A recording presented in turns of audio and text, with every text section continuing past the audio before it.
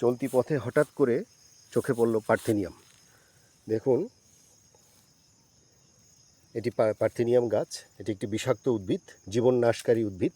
আপনার পশু পাখির সংস্পর্শে আসলে পশু পাখির গায়ে চামড়ায় চুলকনি হবে, এবং আমরাও যদি এর সংস্পর্শে আসি, মানুষ সংস্পর্শে আসলে মানুষেরও চামড়ায় চুলকনি এবং দীর্ঘস্থায়ী চুলকনি হয়ে যেতে পারে।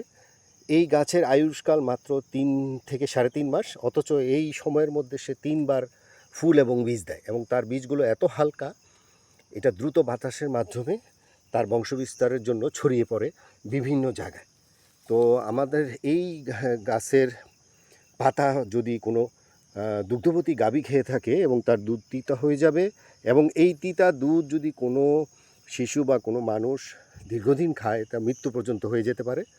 এটি একটি আগ্রাসী উদ্ভিদ। আপনারা যেখানে দেখবেন তুলে আগুনে পুড়িয়ে ফেলবেন অথবা মাটিতে পুঁতে ফেলবেন।